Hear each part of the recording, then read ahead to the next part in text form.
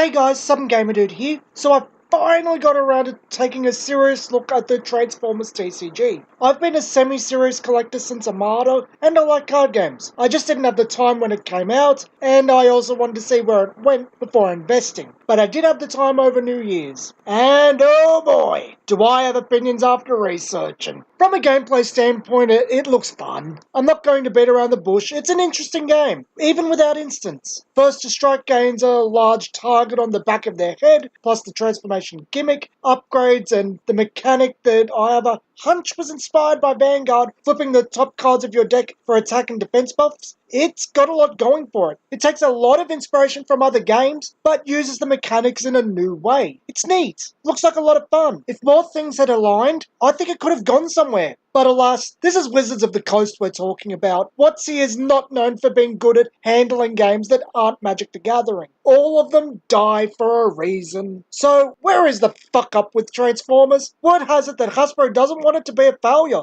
but it sure as hell isn't a success. It's a huge brand, like Dragon Ball, but it's not doing anything. Why? Well, Wizards isn't promoting it. It's a matter of chucking it on the toy store shelves and expecting it to sell because it's Transformers. There is no actual effort here, not even promos for local tournaments. Local scenes aren't promoted at all. Local card stores aren't being promoted at all. Wizards doesn't care about them. They want more of the tabletop casual market, which is fine. I don't have any problem with that myself. But it isn't just that by itself. It's part of a 1-2 punch problem. The second problem makes the game very unappealing. Shit is expensive. Like, as soon as I found out how much things cost and the drop rates, I instantly didn't want to buy it. I was like, nope, and started writing this video because the game doesn't have much coverage. So the way the Transformers themselves work aren't terribly dissimilar to how Force of Rulers work. You only need one of whomever you're using, and since they are separate from the deck, you only really even need to own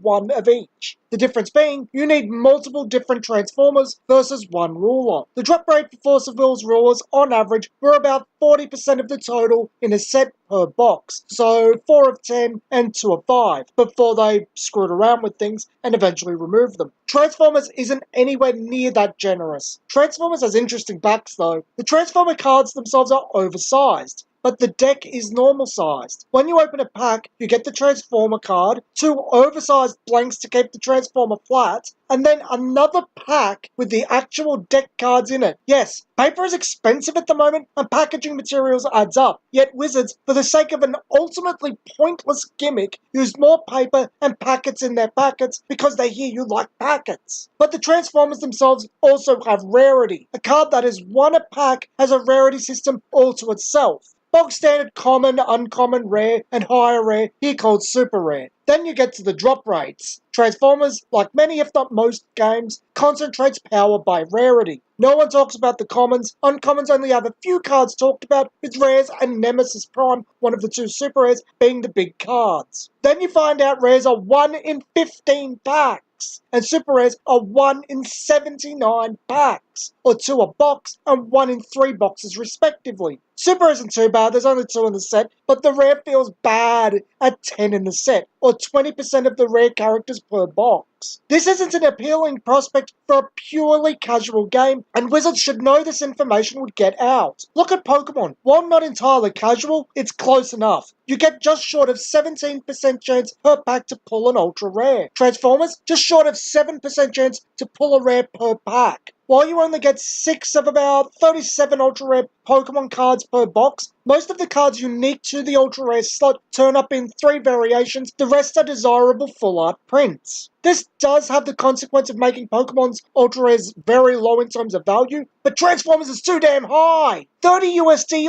for rares on eBay and 100 USD for Nemesis is absolute insanity for a game made for a casual audience. Richard Garfield's classic, over $20 is too much, rears its head. Even Dragon Ball Super gets this. Leaders are not their own rarity, and with about 18 rares per set, the 5 rare rulers per set aren't hard to pull. Even super rares aren't that bad at around 50% of them per box. I do understand the decision. 1 per deck cards can be a bother to keep pulling with low rarities, yet exciting at higher rarities and help drive sales. I also understand games need money cards to drive sales, but the drop rate here is too detrimental. The whole set construction in general is rather bad. The actual deck cards have nothing over rare, and there are less rares in the set than there are packets in the box. At limit 3, you will have playsets before you have 60% of the rare transformers. Just turning those super rares into rares for 12 total, and then having rares drop about 4 a box, or 25% of the set per box, feels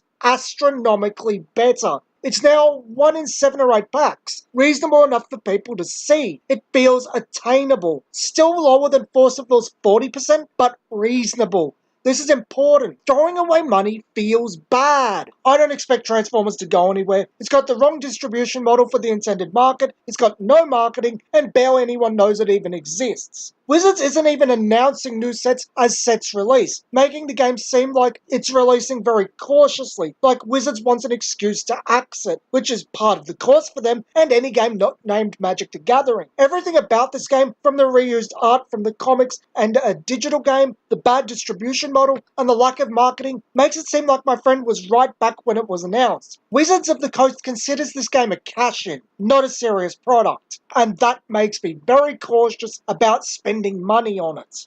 It's like I always say, we're all gonna die.